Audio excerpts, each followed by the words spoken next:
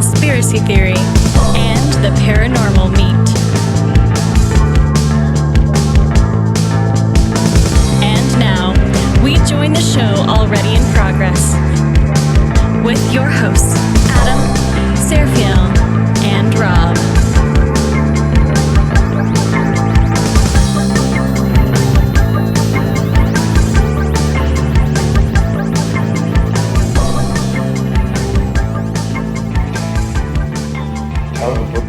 Great. Yeah, I've had a great, it's been received very well, a lot of great feedback. I just spoke at the inaugural Esotericon in Virginia. Can you tell us a little weekend? Can you tell us a little about that? We're just going to start recording. We've been doing it more organically lately, so. Sure, yeah. About the Esotericon? Yeah.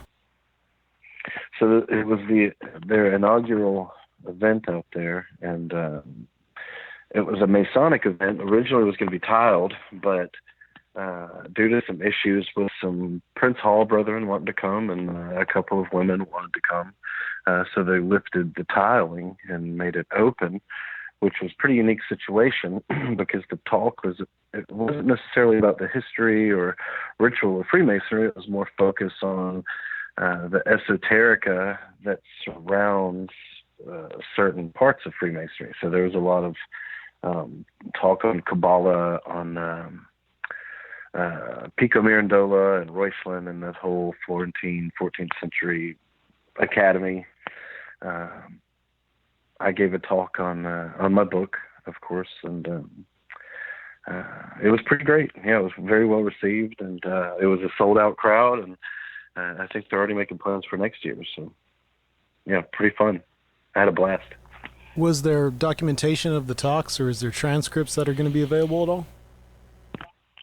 There may be. I know there were some pictures taken, but I don't think any of the talks were filmed. On the other hand, there was a film crew there. I wasn't familiar with them, so forgive me if I pronounce it wrong. I think it was Roadmaps to Freemasonry or Roads to Freemasonry, something like that. Was interviewing authors. So there was documentation, but whether the talks were documented, I can't say for certain. I didn't see a camera. Was your presentation based around your work in this book, Alchemically Stoned? It was. It was based around more the new material that's coming out in the second edition. So the first edition just kind of it kind of documents the history around the problem at hand, which is the Acacia symbol in Freemasonry, how it got there, why it's there. But it wasn't until after the book was published that I came upon further information that kind of demonstrated that this wasn't that the use of Acacia in Masonry as an entheogenic compound wasn't an isolated incident and was actually likely there since its addition to the Master Mason degree in and around the 1720s, 30s, 40s, somewhere around there. So the talk was essentially on how the Acacia symbol got in Masonry. So my first question is, what kind of inspired you to write this book about the connection or possible connection between these entheogenic drugs and things that are spoken about in Freemasonry? Well, my inspiration was from my use of those drugs. To be blunt, I was raised in the South where, as you know, psychedelic mushrooms are kind of an afterthought because they grow in every grain-fed cow field, south of Tennessee. So, and I think even further north of Tennessee in some cases. But, so that was always part of my experience growing up. And, my brother and I were, one of the first things we learned how to do was pick mushrooms, natural things, outdoors things. And, so our experiences with them were kind of naive and just kids, playing with fire, so to speak. But We both ended off kind of in the deep end and dealing with territory that, we didn't have a framework or reference for through religion or our culture or anything. It wasn't until years later that we kind of started looking into mystical states like samadhi and dhyana, yoga, different things like that we started to find parallels to some of the things we were experiencing on psilocybin. And it was one particularly intense experience later on that led me to say, okay, I'm going to set this stuff aside and kind of pursue more traditional means of initiation so that maybe I can have some kind of guidance for this territory, because I didn't really know what I was doing. I don't think anybody does, even purported masters of this stuff. That's a true master of this stuff is a absolute master of the psyche of the self, and it's without some kind of frame of reference, it's very difficult to navigate. So, yeah, I went off in search of kind of more traditional avenues of initiation. And Freemasonry, well, first, I'd kind of put my hand in every esoteric cookie jar out there before I became a Mason. I did the Golden Dawn thing for a while. I did the AA Crowley Thelema thing for a number of years, which I thought was very productive system. It has its own downfalls, like anything. But when I finally found Freemasonry, I felt like it was the first organization that, while like these other organizations did have high aspirations, did have its head in the clouds, so to speak, it also had its feet on the ground. And that was kind of something that I thought a lot of these other organizations were missing, was a firm foundation in practicality, and Masonry kind of brought everything back down to earth for me.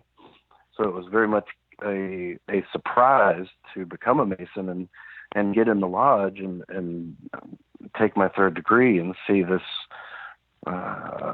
very mystical application of the Acacia symbol, Acacia being a source, the most powerful, potent source of DMT available in nature. In addition to mushrooms, I had also, experimented with DMT, coming up on McKenna lectures and such. So yeah, I felt like I'd come back full circle. And when I first started investigating it, I kind of thought, this is just me projecting. There's no way this is here for entheogenic reasons.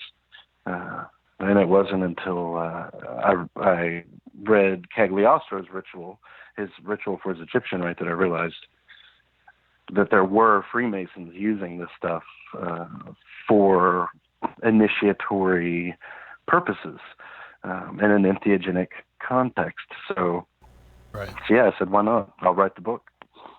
So it all makes a lot of sense, because there's been so much since the psychedelic revolution. There's been so much studying of ancient religion and the ancient mystery schools, and if Freemasonry is a repository for some of these older traditions, and it would make sense that what they're finding in the ancient mystery schools, you would be able to find as well. Yeah, I agree. And Freemasonry does purport to be a sort of repository of the ancient mysteries. And, my research is very much in line with that of R. Gordon Wasson and Hoffman and Carl A.P. Ruck in their Road to Eleusis, where they kind of scour the Eleusinian mysteries for, right, what could possibly be the solution for this experience induced in, thousands upon thousands of people annually, consistently. So, they really kind of cut this kind of research, this territory of trying to look into ancient mysteries and say, maybe there's an entheogenic solution here. And then you had, later on, Carl Ruck paired up with Clark Heinrich, who wrote Magic, Mushrooms, and Religion and Alchemy, where he did the same thing, kind of extended this research into those territories of alchemy. And it was really that kind of stuff that validated for me my own research that said, this is it's worth investigating in this context, especially with Masonry's claim that it is a repository of those same mysteries. So, whether or not, and I point this out in the book, in cases other than Acacia and DMT, which we know was used entheogenically, there are symbols that point to other entheogenic compounds that I'm certain weren't used, but because they were borrowed by Masonry from these traditions, there's naturally some crossover where symbolism pointing to entheogenic compounds and rituals pop up in Masonic ritual where it's not being used in that context at all. So. Well, let's start with Acacia then, and why that has so much significance, and where you first encountered it on your journey. Well, my first encounter with Acacia was with Mimosa hostilis root bark, which is what most people back in the 90s and early 2000s were using to produce DMT organically. And Mimosa hostilis is actually a reclassification of Acacia tenuiflora. So it's that would be my first exposure to Acacia, would be extracting DMT as a young man. But when I became a Mason, where the Acacia shows up is in the third degree, what's called the Master Mason degree. And it's in this degree where the ritual, so the candidate it would be, it's the term used for the person going through the initiation ritual, the one being made a Master Mason. They are kind of, I don't know, are you familiar with the Egyptian Book of the Dead, and this kind of treating of every dead body as being Osiris going into the underworld? Yeah. So in the Master Mason degree, it's a similar scenario, only the figure is someone called Hiram Abiff instead of Osiris, and the candidate is made to represent him on this journey that's essentially a journey to death and symbolic resurrection. In the ritual, it's actually an interment, but the implication is clearly a kind of a raising, which is the actual word that's used. But so where Hiram is buried after he's killed, and coincidentally, where the candidate is killed and buried is beneath a sprig of acacia. And in the ritual, they're told that this sprig of acacia represents our faith in the immortality of the soul, belief in the immortality of the soul being one of the things that is required for anyone who wants to be a Freemason in most jurisdictions. So there's this emphasis placed on immortality of the soul, of this something that retains consciousness independent of the mortal frame once it meets its demise. So when I saw that and heard the explanation for it, I'm automatically thinking, because when my experience with DMT was very much an out-of-body experience, I thought I had died and my soul had gone somewhere else, and I was very experienced with psychedelics, and any other psychedelic I've ever taken, there's always been, some morsel of self that could always say, this is the experience of a drug. I took a drug. Right. But my first real breakthrough experience with DMT wasn't like that at all. It was, I was certain, and I wasn't terrified. It was okay, but I was convinced I was dead. I mean, I didn't think the DMT had killed me. I didn't know what had done it, but my certainty was that I was dead. My soul had left, and it was on its way to something else. Whether or not that's the reality of it, in Jungian spirit, I like to say it doesn't matter if it's real. What matters is that there's a state of consciousness that is characterized by these experiences. Something we can point to, something we can talk about, put our finger on. Something that's pretty common. Right, Common in a lot of these right. psychedelic experiences is this death and rebirth cycle, and then also this kind of unitary consciousness, this feeling of there being being part of this this unitary consciousness, which is basically a hermetic outlook too. So you have two of the most two of like the biggest ideas in Western esotericism that are some of the most common experiences, and especially high doses of psychedelics. Right. This notion, and you encounter in particularly, Greco-Roman Hermeticism, early Hermeticism, where, everything has a signature of a planet. Everything is kind of a fractal of these other planets. It's all, for example, ruby, dandelion are like fractals of Mars in a way. It's a very kind of complex way to view the world. It's kind of set aside as primitive, but it's, when you look at it as what's actually being said, it gets very, very complex and psychedelic. And I think the psychedelic experience really hits at and touches on whatever they were saying.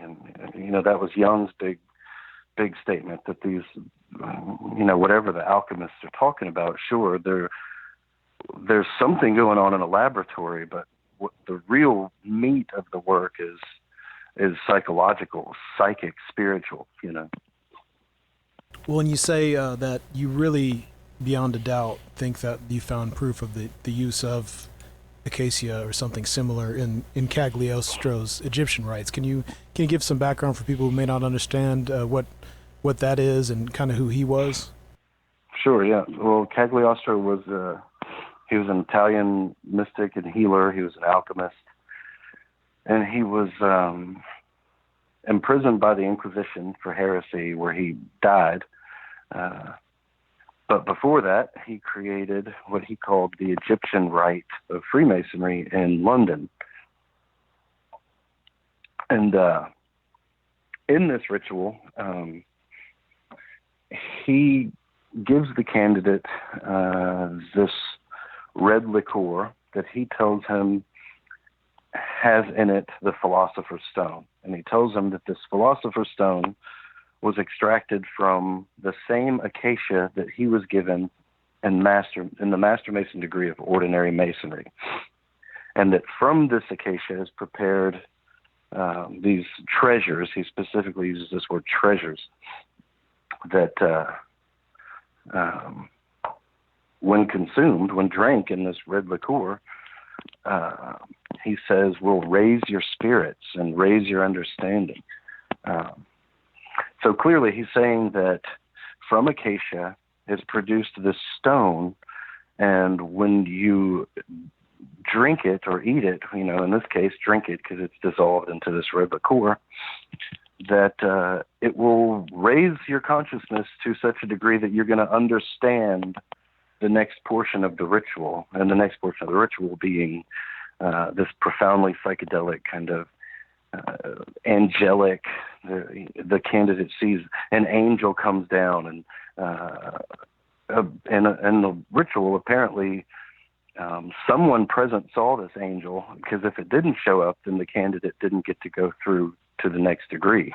That was the determining factor, whether or not they hallucinated this angel present after drinking this liquor. But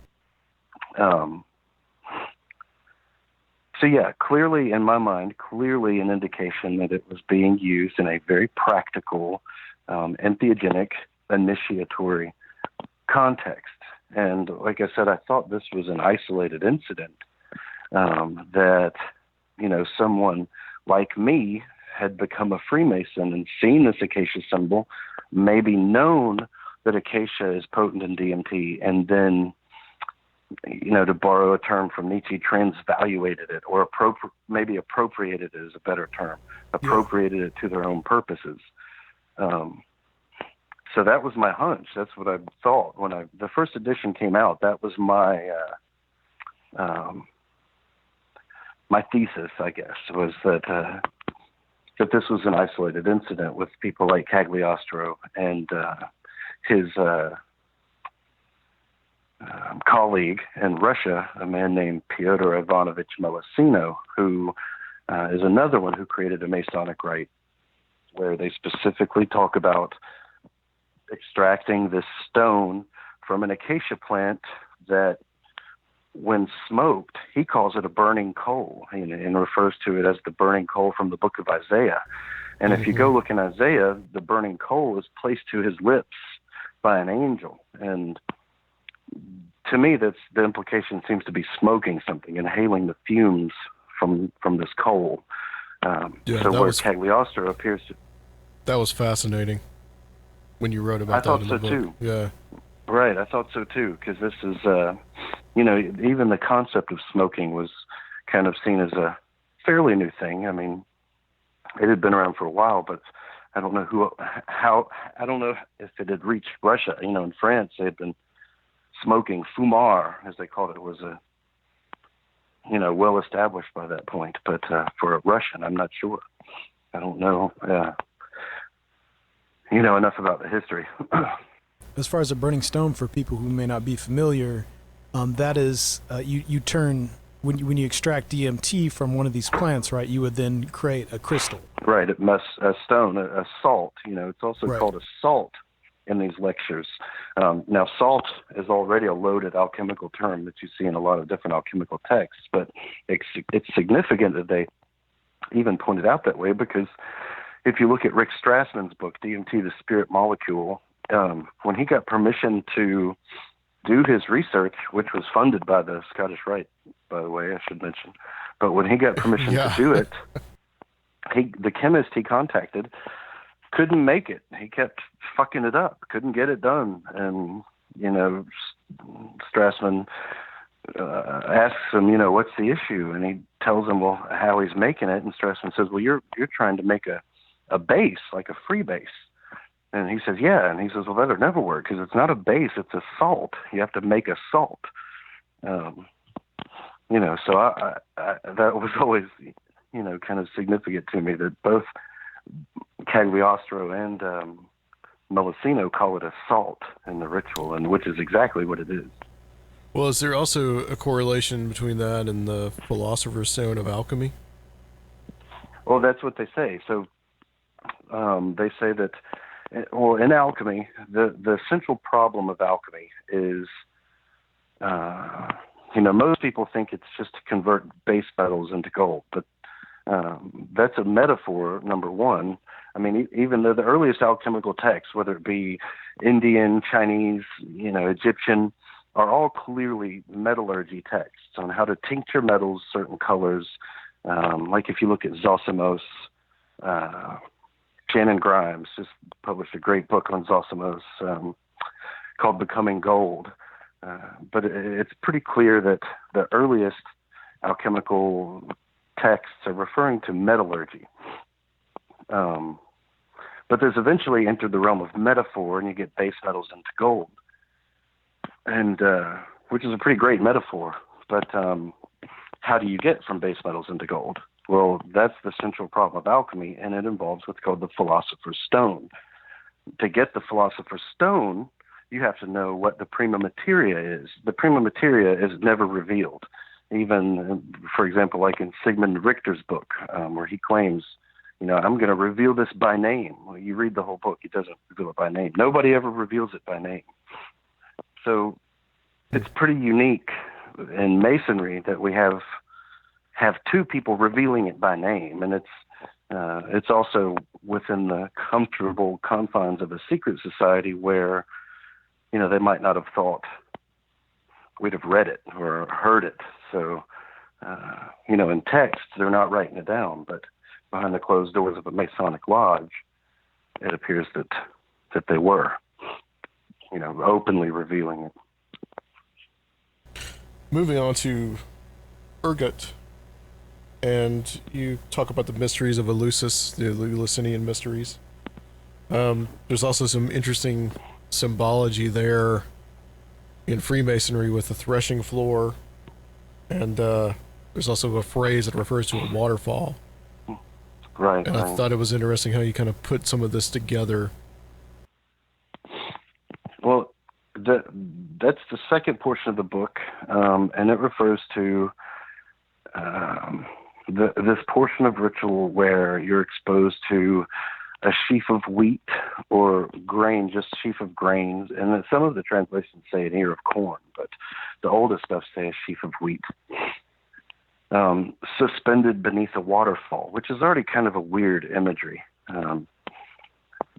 But when I read A Road to Eleusis, I wasn't a Freemason yet. So when I became a Freemason, lots of things I had read in there that were part of the Eleusinian mysteries, part of those rituals, popped out at me. And you even see, like in Manly P. Hall or John Yarker, where they even go to great lengths to tie Freemasonry to the Eleusinian mysteries. And it's one of its predecessors, which, they're most certainly right. It's one of the most famous mystery schools that came before Freemasonry. But a lot of the symbols, there's a lot of crossover between the symbols involved in both. And what really struck me was the sheaf of wheat symbolism. And it didn't really kind of dawn on me the significance of it until I was reading an early Masonic ritual where it said that King Solomon's temple, which is where all Masonic ritual takes place symbolically in that temple, was built upon Ornan's threshing floor. So I kept thinking, threshing floor, what is that? I've read that somewhere. What is a threshing floor, And so I looked into it, and sure enough, King Solomon's temple was built on this threshing floor where Ornan had seen this angel. And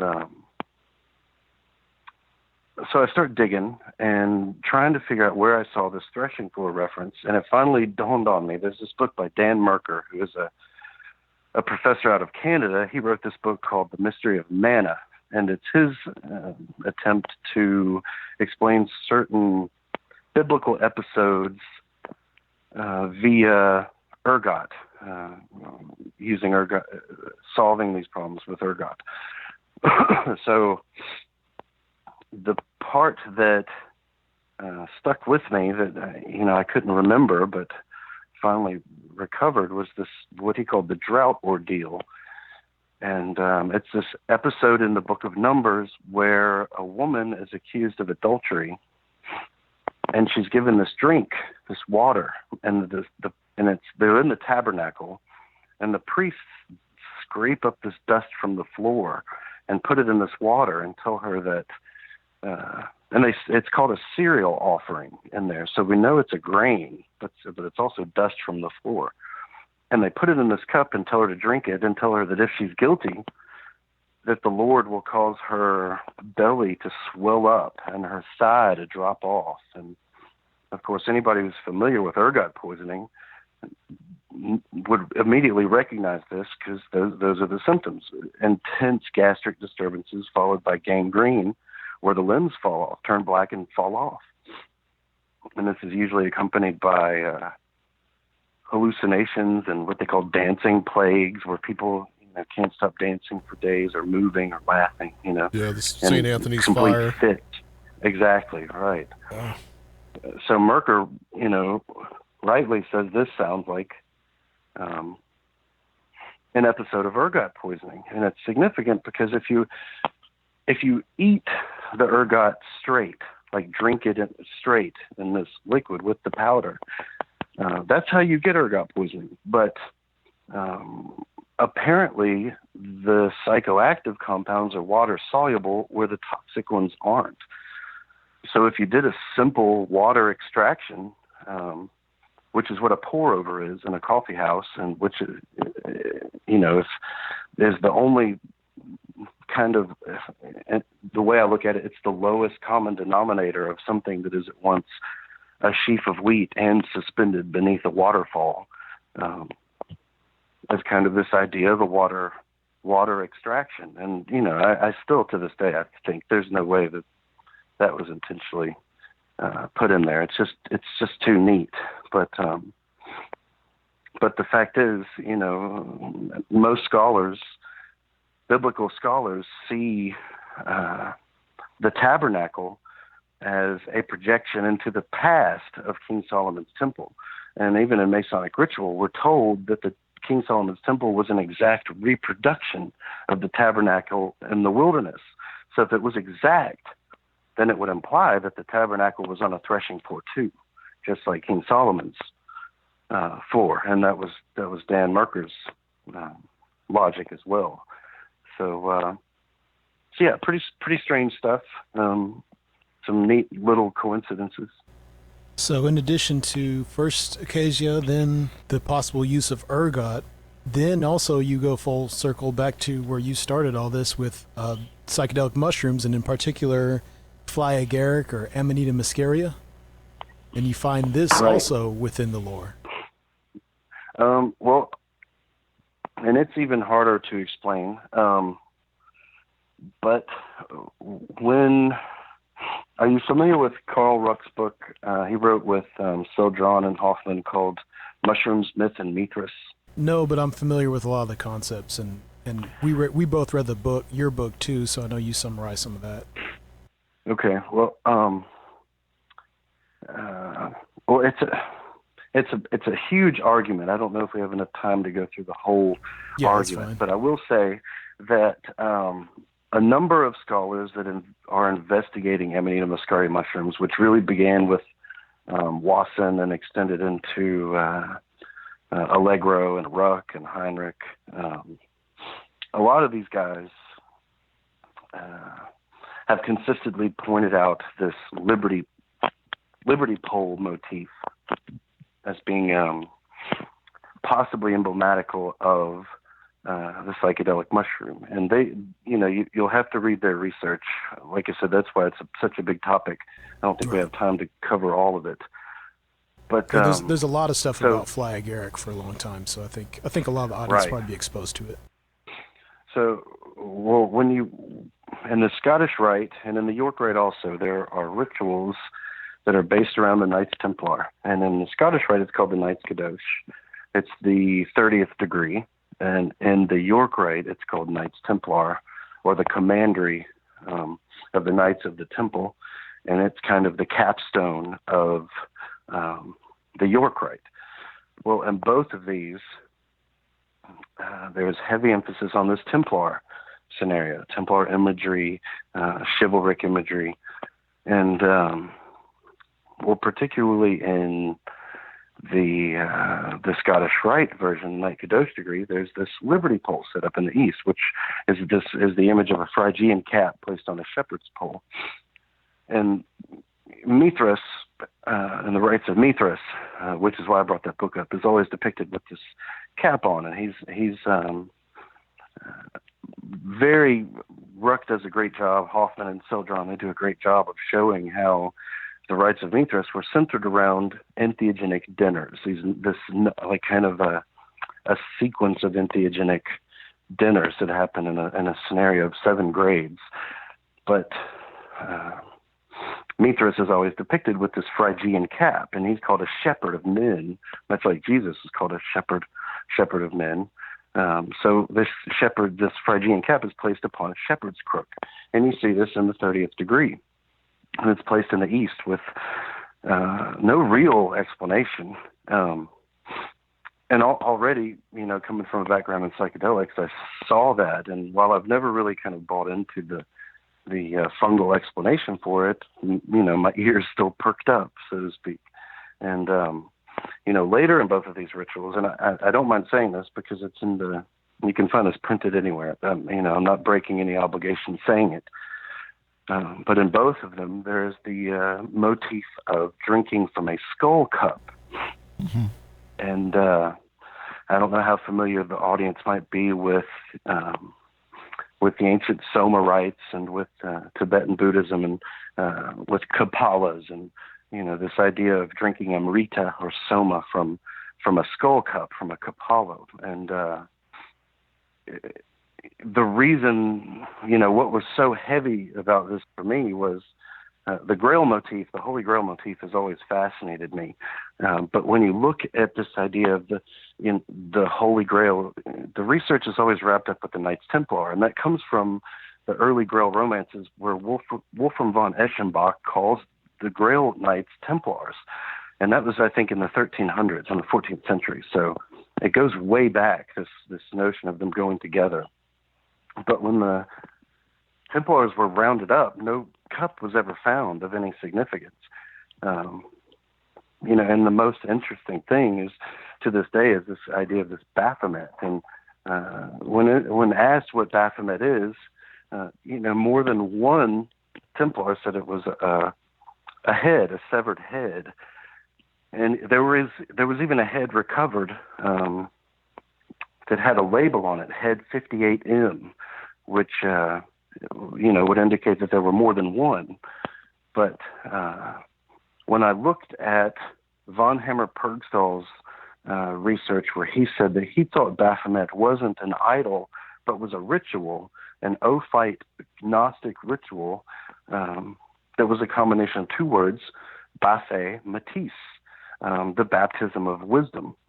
And so, my wheels are already turning, trying to make sense of this. And, back to this idea of a lowest common denominator. What's the lowest common denominator of a severed head and a sacred cup?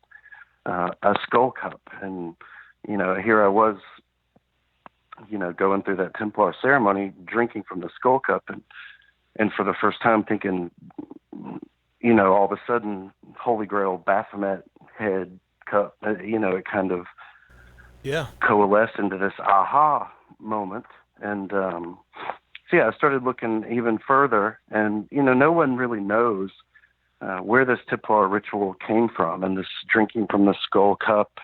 The furthest I've been able to trace it back is this Jesuit chapter of Claremont, which is so, hidden in the shadows. I can't really investigate it any further presently. But bottom line, it's just loaded with fungal symbolism that appears to have come from what I think is this that probably when the Templars encountered Mithraic worship in the East, and the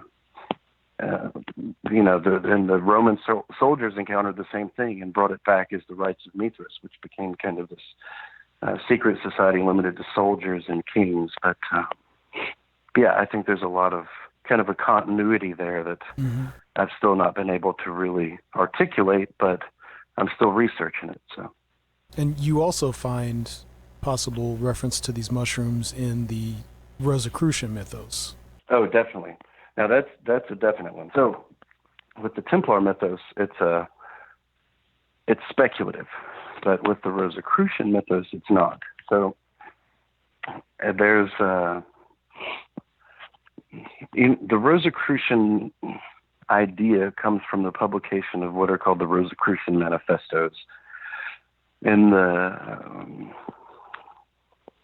1600s. I can't remember the exact date, 1614, 1615, something like that. But is this like the alchemical wedding and all that kind of stuff like that? That was the third one. The first one was the fame of the fama, which means the fame, and the second was the confessio, which means the confession. But they were kind of straightforward tales of this allegorical figure, Frater R.C., who's later called Christian Rosenkreuz or Rosecross. By the third one, what you really have is an alchemical text, very dreamlike stream of consciousness imagery, very surreal, classic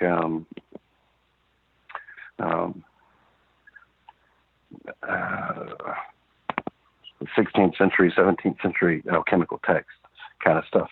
But the first two are what really spawned, what a lot of people like Francis Yates called the Rosicrucian furor.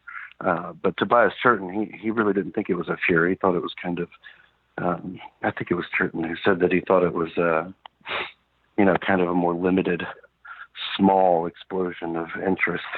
But so the first Rosicrucian order to surface after the publication of these manifestos was a German society called Orden des Gold- und Rosenkreuz, founded by Hermann Fichtold in the 1750s. And Frater UD, I think it was, he proposed that the idea for this order came out of Sigmund Richter's 1710 alchemical manuscript called The True and Perfect Preparation. And that's the one I mentioned earlier where he purported he was going to reveal the prima materia by name. And he does not. But he does provide a perfect description of an Amanita muscaria mushroom.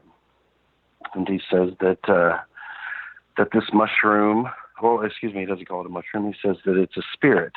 He said the spirit must be gathered when it is fruitful. And he says that it only is found on the roots of certain trees, and it must be collected after the rain falls, and that its number is increased by thunder and lightning. There's nothing in nature that it satisfies all of this except for a mycorrhizal mushroom. Mycorrhizal mushrooms are mushrooms that can only grow and subsist upon the root systems of certain trees. And he clearly says it has to be gathered when it's fruitful, and that's what they are. They're technically called fruiting bodies of a mycelial network. And in this case, the network is codependent, symbiotic with the root systems of certain trees, and that it is to be collected after the rainy seasons, again, consistent with mushroom production. And then he goes on to say that their number is increased by thunder and lightning. And this is something that Wasson found in literature from all over the world about mushrooms, was that there was this kind of folklore idea that where lightning struck, mushrooms would grow. And it wasn't until, I think, 2016, National Geographic issued an article saying that Japanese scientists had discovered that it was absolutely true, that where lightning struck the ground, mushrooms multiplied. So that little bit of folklore is now, scientific fact. So this book, where, the prima materia, in this case, this mushroom is described in uncanny detail, went on to influence the formation of a Masonic Rosicrucian order that in turn influenced the formation of SRIA, what's called Societas Rosicruciana in Anglia. And it was this organization that went on to give birth to the Hermetic Order of the Golden Dawn. There's also the symbology you use also for the Fly Agaric or the mushroom on the golden fleece, and the phoenix are also two other symbols. Right. All that basically all comes from Clark's book. Clark is some kind of a genius when it comes to finding Amanita symbolism, and a lot of authors in his position are clearly reaching, but in my opinion, Clark has his feet, very firmly planted on the ground, and his readings of a lot of this is just uncanny. But as far as the golden fleece, so with Amanita muscaria, it's got this very red and white, famously red and white appearance. Well, the red is its appearance is almost rubbery, metallic, but the white portion that forms on top looks like nothing so much as wool. And what it is, it's the remnants of what's called the universal veil that once covered the whole mushrooms. In their embryonic state, they're kind of this egg-shaped mass that's surrounded by this kind of spiky, pointy white foam, almost meringue-looking material. And as the mushroom, the peleus, the cap, as it expands and breaks away from the stipe, from its stem, the universal veil, cracks and kind of recedes into these little tufts of what you can only describe as woolly fragments. So the appearance very much looks like a bleeding lamb when it's fresh, but when it's been dried, that rubbery redness takes on a very golden hue, and those white specks, they kind of harden and condense into further yellowish little golden specks if they don't fall off altogether. But it leaves a shining, fired metallic looking object once it's thoroughly dried. And Clark Heinrich relates this to the golden fleece, and that's not the only example. I mean, there are a number. If you check out Antoine Favre's book on alchemy and the golden fleece, he never makes the leap to tie it to mushrooms, but the number of references he pulls out that kind of back up this argument are staggering in that book. And I wish we had more time because I could talk about this all day. But yeah, it's that basically the idea comes from Clark's research. Question for you. Oh, and the Phoenix. You asked about the Phoenix. Yeah, but the Phoenix. Oh, yeah, absolutely. The Phoenix is very interesting because, the myth of the Phoenix is that there's this bird that combusts in its nest, reduces to ashes, and then a worm remains. And this worm turns into the next Phoenix, and the cycle repeats. And in several alchemical texts, you'll see this Phoenix in its nest, but tied to it with chains, trying to fly away. Its wings out, but it's chained to this nest. And, he gives a number of images. He provides photos of mushrooms where you can see the gills, what's called the lamellae, under the cap. Once it's upturned, resemble nothing so much as a bird in flight with its wings out. And what's interesting is when the cap upturns this way, it's for the process of sporulation, when it drops the spores from those gills. And the spores of an Amanita muscaria are ashy white gray. So when they fall, of course, you got to remember it's mycorrhizal. It only grows on the roots of certain trees. One of those trees, the most famous being the pine tree. So naturally, it's forming in pine needles, and because of its round shape, naturally forms this nest appearance in the needles where it grows. So when those spores fall, it fills this thing with white, ashy remnants, and the mushroom, of course, decays and dies and rots and disappears. But before that happens, as any mushroom forager knows, your number one enemy is worms, maggots. Any mushroom you pick, I don't care if it's psilocybin or amanita mushrooms, if they're outdoors, worms are a major issue. So, this myth of a bird that, is in flight but can't leave its nest and burns up in its redness and leaves behind a ground covering of ashes that in which is found a worm or worms. And then from that grows another mushroom from those spores, from that new mycelial network formed from that sporulations. Yeah, pretty nice, convenient description. Yeah, Phoenix rising from the ashes. Right. All this kind of coded language, all these kind of traditions. I mean, were these ways for initiates to read this stuff and then they would figure out, oh, hey, this is what you have to do to produce this? Was that kind of the point of some of this in your idea about all this? In an initiatory context, this stuff wasn't always revealed. wouldn't have been revealed. They'd have had the experience and never known how it was induced. And, Yeah, you make that like point about the Eleusinian. Yep. Mm-hmm. Right. They weren't supposed to know what the Kikion beverage was. And the one person who, I can't remember who it was, it's discussed in Wasson, Ruck, and Hoffman's book, Road to Eleusis. But one initiate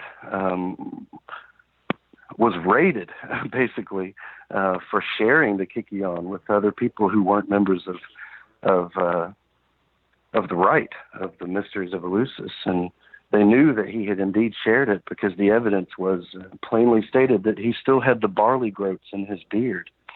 And, barley being, one of the primary sources for ergot, for Claviceps purpurea. Well, yeah, all this stuff is real fascinating, and I guess a lot of this centers around the quest for immortality, not necessarily being that a sacrament can give you physical immortality, but that these sacraments allow you to recognize your own immortality, which is one of the most common themes in the psychedelic experience. Mm-hmm. And that was in the book I use a quote from Joseph Campbell, who wrote Hero with a Thousand Faces, where he says that, the belief in physical immortality proceeds from a misunderstanding of the traditional teaching. But he goes on to use really suggestive language. He says that the real meaning is to enlarge in the pupil of the eye so that the attendant personality with its ego no longer obstructs the view. And then immortality is perceived as present fact. So when I read this is written, I think he wrote that in the 50s, 1956, I think was when that book was published. I'm thinking that sounds like LSD, dilation of pupils and this, experience of immortality. And so I got to researching that and found out that sure enough, Joseph Campbell was a self-proclaimed deadhead. He actually gave lectures with the Grateful Dead on their music as a revival of the Dionysian mysteries. You can actually Google that and find the poster for it. And so I started digging even deeper, and of course Stanislav Grof, who was the famous LSD, Czechoslovakian LSD psychotherapist, Campbell wrote a blurb for it, saying that what he achieved with LSD could have never been achieved by Freud or Jung with psychoanalysis alone, and clearly advocating the benefits of LSD in that kind of setting. So yeah, Campbell turned out to be a real, for lack of a better word, hip dude. Right. Well, what do you think about? I mean, we've got some decriminalization of mushrooms going on in some municipalities now. What do you think about the future for do you think there's going to be a finally this kind of medical or this opening up of the use of psychedelic drugs? And do you think that's entirely positive, or do you think maybe there is some sacramentalization for a reason, and maybe these things are special, and some of that I think gets lost in some of the drug culture too?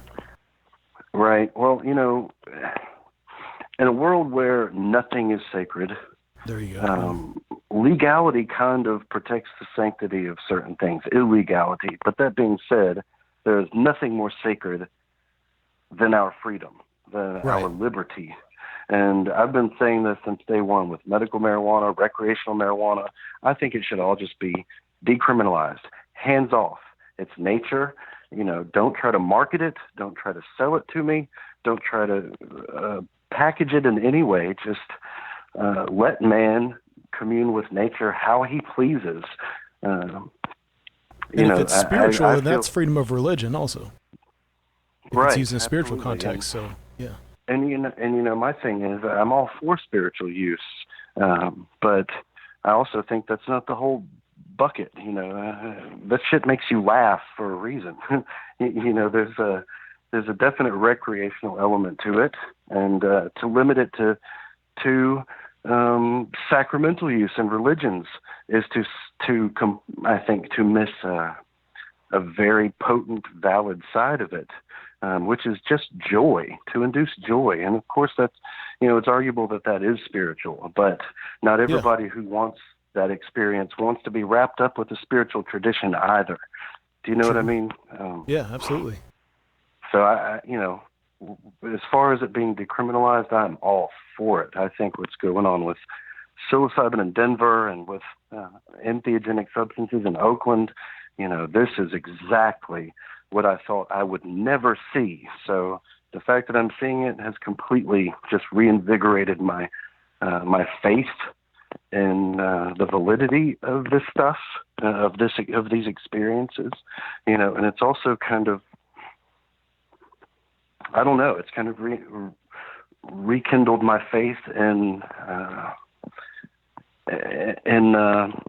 I don't want to say politics, but just in the idea that I might be able to make a change, Right. I see changes happening on this kind of ground level, it makes you hopeful, and I love it. I think there's been a much more of an acceptance of this stuff now than there was in the past. I think it's becoming more and more an accepted aspect of normal life, and especially now when you have like the Johns Hopkins study about psilocybin and LSD, and I think it really probably all this really starts with Strassman and his work back in the 90s, but it's becoming so much more acceptable. And I think too, there's been also this acceptance more of like the occult and people getting more interested in that and these different kind of traditions along.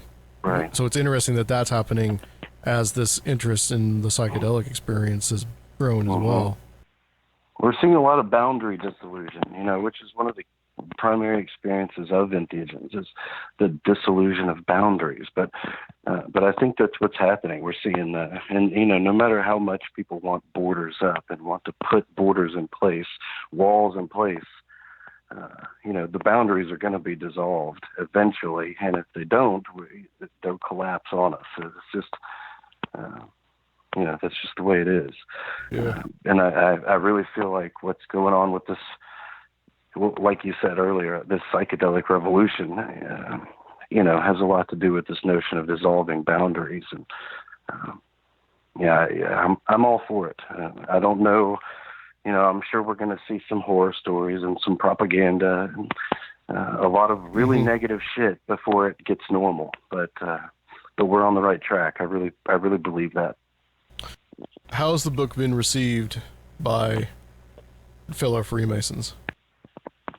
Well, when I first published, I was really expecting a lot of negative feedback, a lot of backlash, and I've gotten a lot, but overwhelmingly positive, much more positive than negative. For example, it's correcting itself in a way. I was invited to speak on my book in Colorado a couple of years ago, and was actually banned. The lodge that wanted to bring me had the Grand Lodge step in and ban me from speaking in that state on this topic. Right, and that kind of hit me at a low level because I'm a Mason. I should be welcome anywhere Masons are, but I did get the opportunity to speak there a couple of months ago, and it was overwhelmingly positive. It's clear that what's the word I want? That the zeitgeist is changing. The paradigm is changing. It's shifting. Right. In just this small amount of time, from 2015 to 2019, in 4 years, we're seeing a paradigm shift to where I actually, was invited back and spoke, and it went great. And just in 4 years. So it's, I think it's really positive. And since the second edition is coming out, and a lot of people have heard my lectures, read my articles. I think in the beginning, a lot of Masons were afraid that, I was trying to say that we need to bring DMT back to Masonry, or that, I'm not sure what they thought my argument was, but I think most of them were just basically terrified of whatever I was going to say because it involved drugs, Yeah. But, now that we've gotten this far down the line from publication and people understand that what I'm talking about is history, these are things that really happened. There's no other model to explain their occurrence other than this. And we should be mature enough to discuss it. And finally, we're at a time where changes are happening in our country where I think people are ready to discuss it. So, I think this is not just the right time, but maybe the only time, that my book could have come out and been received at all, if that makes sense. I think for some of these guys, maybe in the older generation, and this is probably true.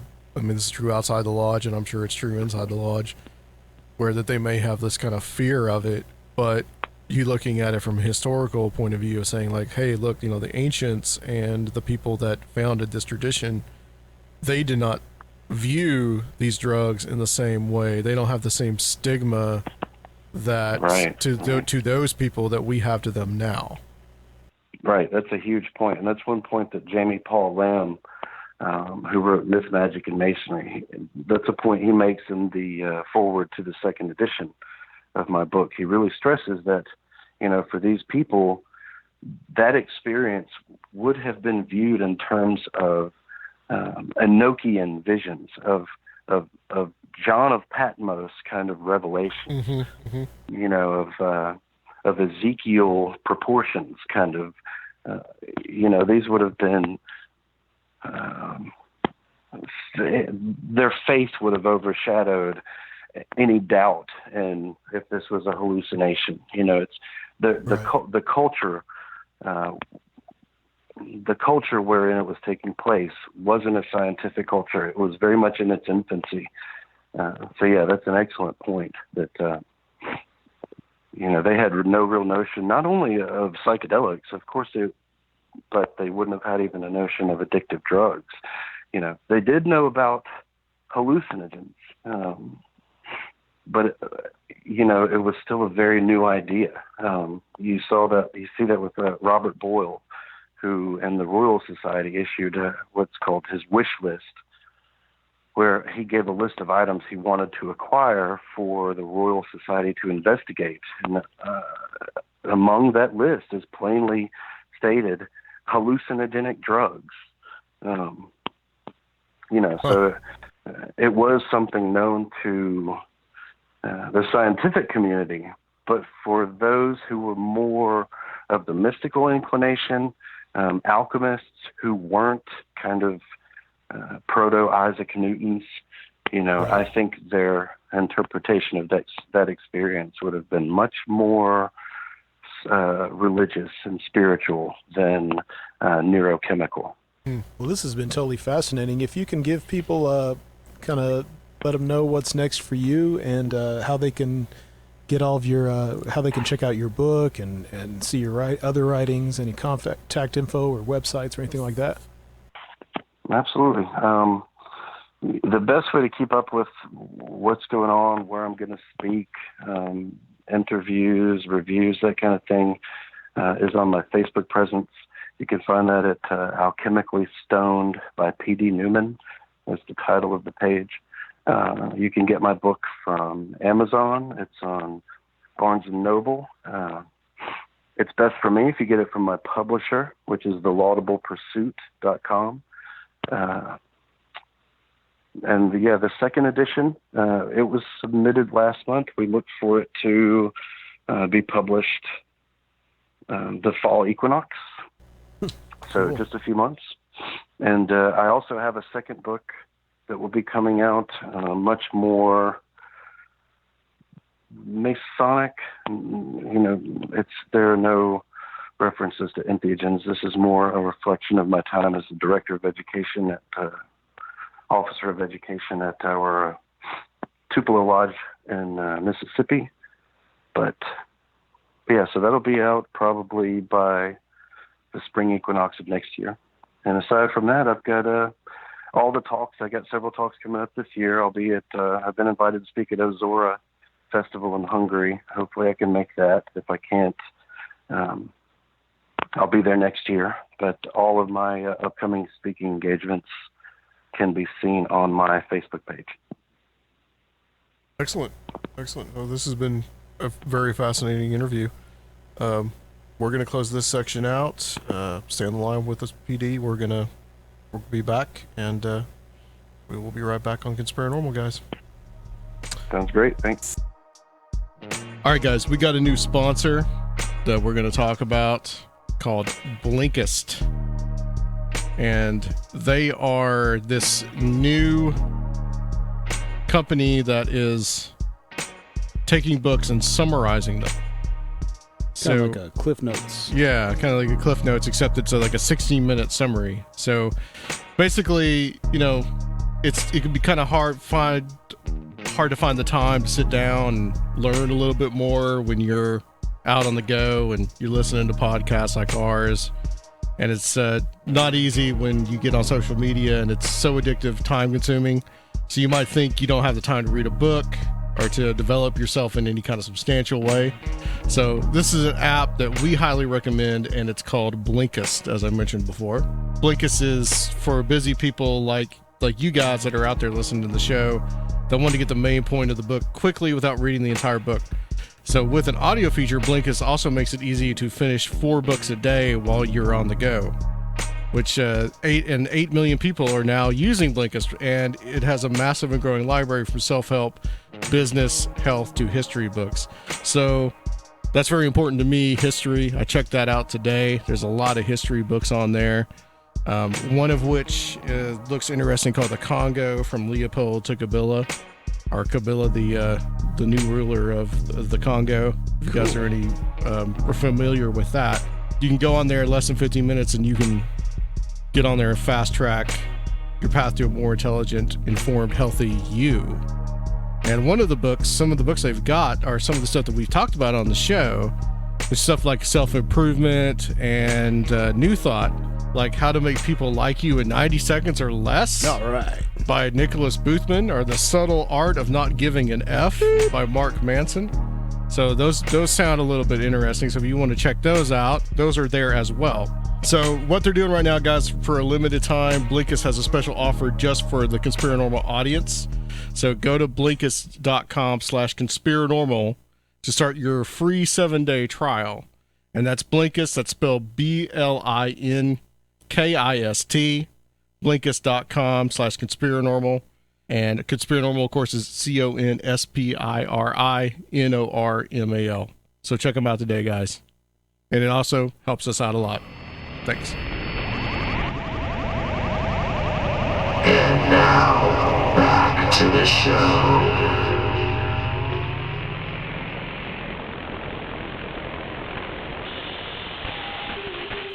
We are back.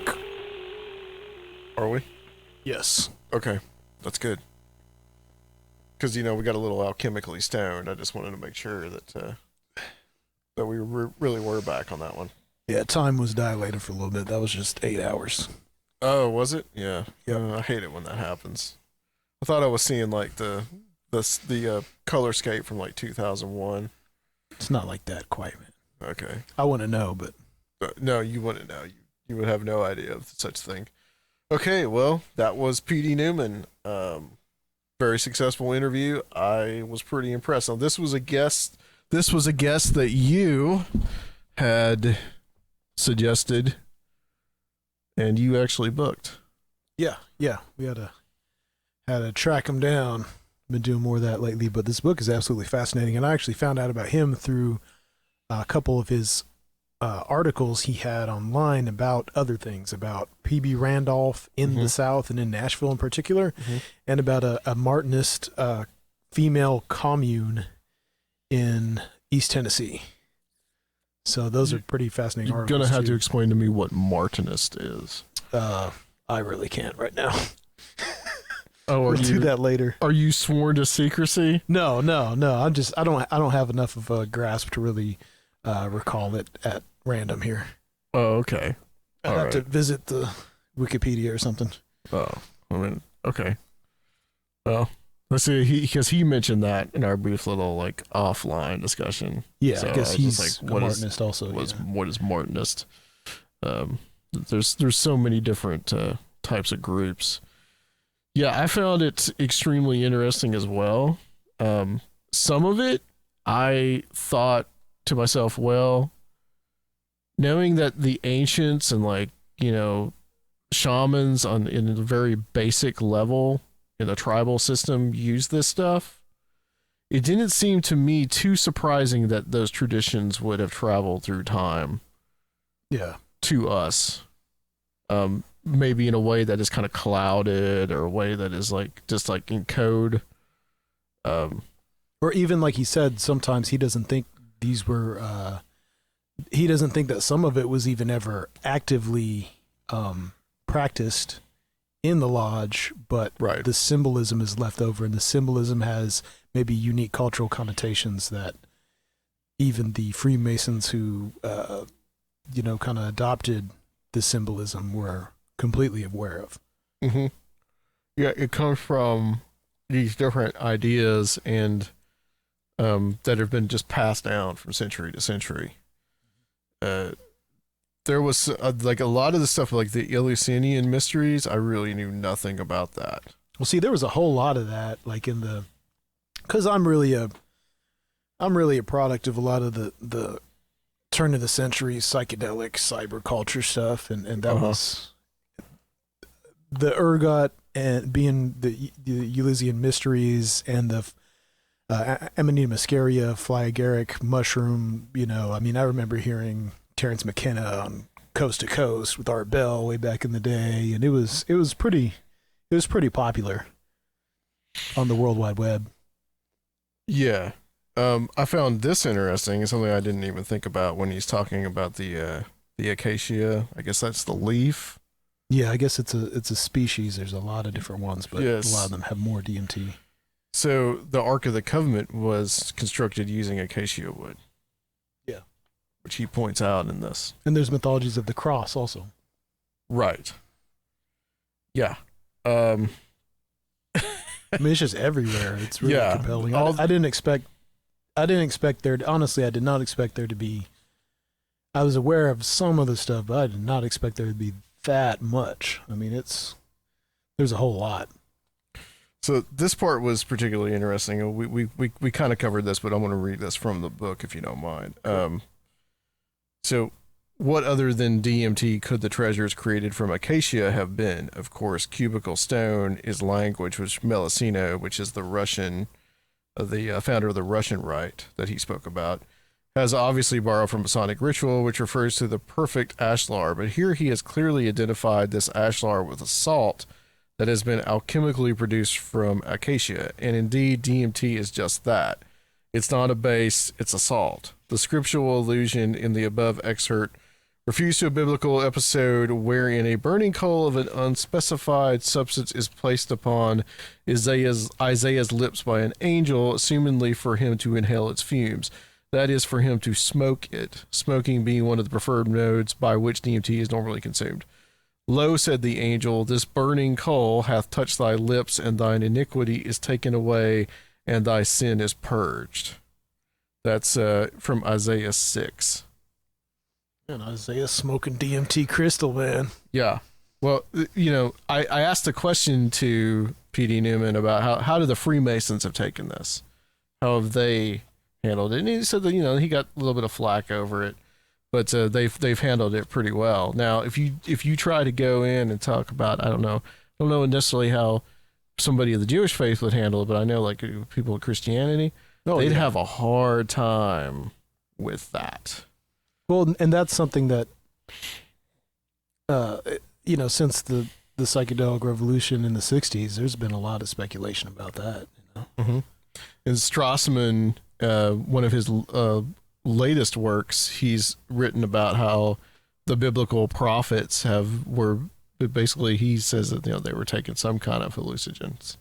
Yeah, I mean, there's obvious sacraments, and then there's parallels to actual psychedelic sacraments that we understand, and then after the sacraments, there's usually these visions. So, I I mean, to me, it's just real obvious that there's got to be some kind of correlation. Yeah, and in the movie Noah that came out a few years ago, and I think I've talked about this on the show before, a long time ago. In the movie, I remember going to see this with a couple of friends of mine, and they're just like, they're not Christian, they're thinking the atheist bent. It's just like, well, that's just a bunch of crap. How could there were 40 days and 40 nights, the Great Flood never happened. I'm like, you guys have watched this movie this whole entire time, and that's all you've gotten from it? Like, it's like that was not your conventional biblical movie, okay? Aronofsky's, all into Kabbalah and shit like that. So anyway, in the film, Methuselah is is Noah's grandfather. He goes to see Methuselah to see what he can do, and Methuselah has got this little like bowl, and he's making this little paste, and Noah ingests it, and he starts to have this vision where God essentially tells him through images to build the ark. And I thought to myself, well, this is some interesting stuff here. this is not your usual conventional biblical film. Yeah. So these ideas are out there.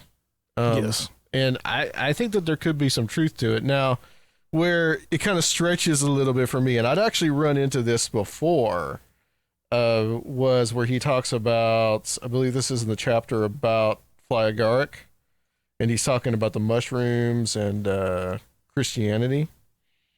And you know where I'm going with this? Trying to find. I mean, there's a lot. The cross itself. Yeah, the Christian connection. Okay, so this is, and I heard this before because this is in a book by the same authors of the Holy Blood, Holy Grail, where they talk about John Allegro. Okay.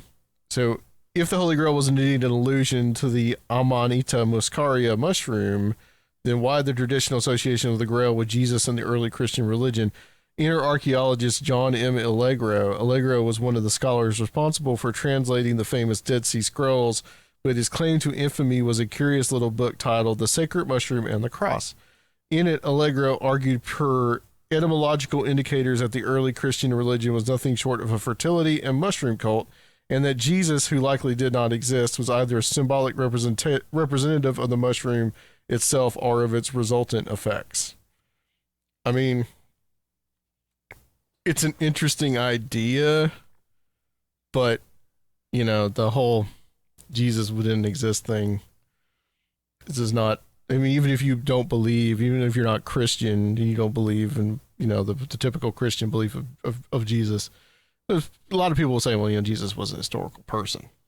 Right. So, I have kind of a problem with that, but I think his point, interesting idea. His point in the book too is just to find everything, and then you just have this massive look how much there is. There has to be something in this whole mass of possible connections. Right, exactly. So I was pretty impressed by this book.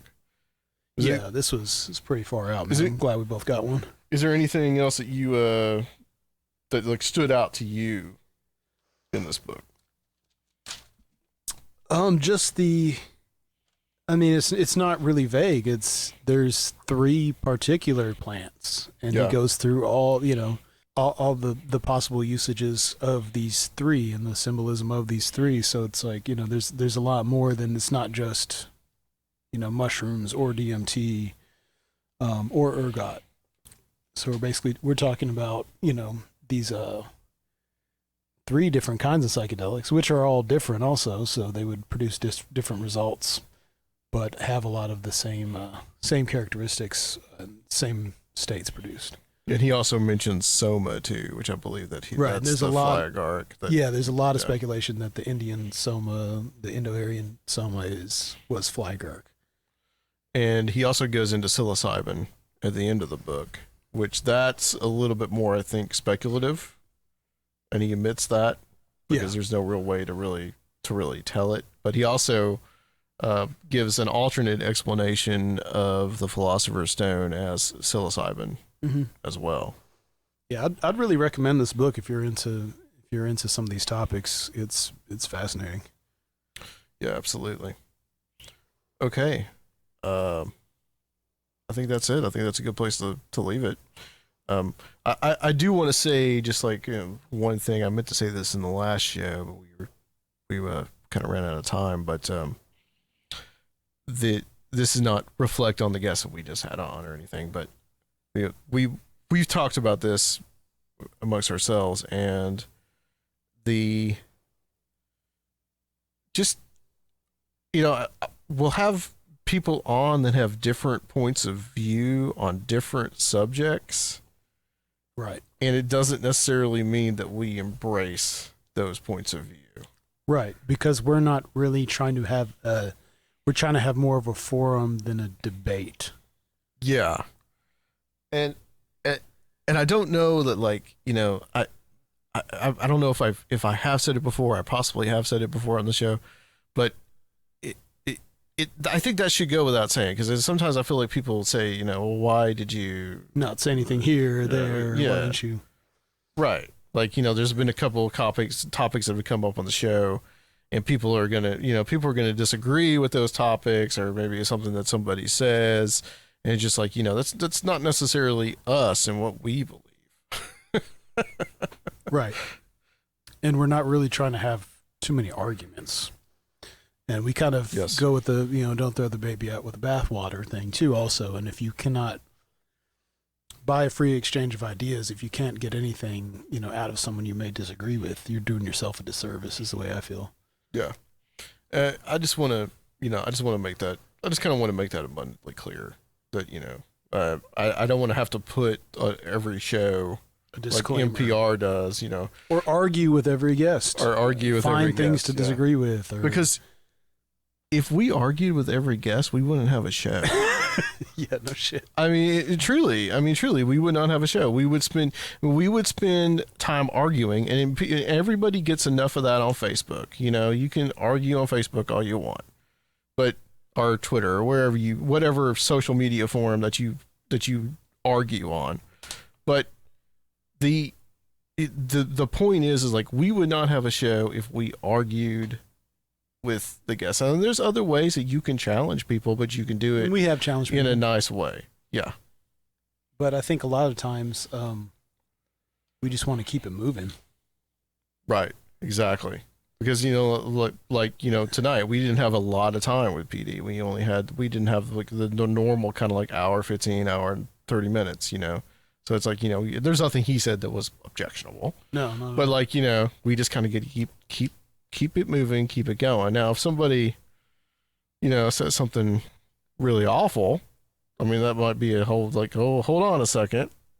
But I've done shows in the past where somebody has said something really awful, and then I've had to do another show. If I feel like, consciously feel like that there's really something wrong that person said, then yeah, I mean, I think there's a certain amount of damage control we will. Well, and we also do reserve the right to edit our own show if it's like so terrible, if it really hasn't happened too much, but if something's just like so terrible, we can cut it out. I mean, but we really haven't had to do that too much. No, we haven't. So, all right. Tell everybody where they can find our good old Patreon. Sign up for as little as $1, folks. You'll get as little as $1. Everything that's on there. Not that we've put anything on there in a little bit, but we will get to that. If you would like to help us out, you can go to patreon.com/Conspirinormal or Conspirinormal.com for a one-time donation. That's right. Okay, guys, join us next time. We're going to be talking about some Bigfoot conspiracies. And that's always interesting. Our little hairy, furry friend in the woods. He's got something to tell us. Hopefully we'll get some juicy scatological details. Hopefully. Some of that stuff you really don't want to hear, trust me. All right, guys. Thanks very much for listening to Conspirinormal. Stoned Alchemical.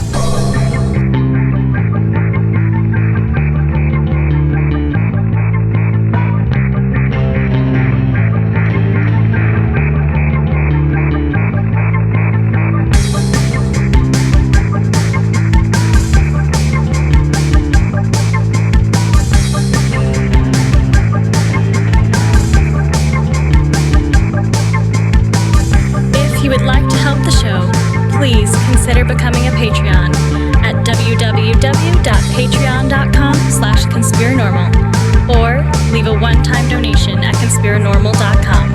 And please check out our YouTube channel, Conspirinormal Podcast.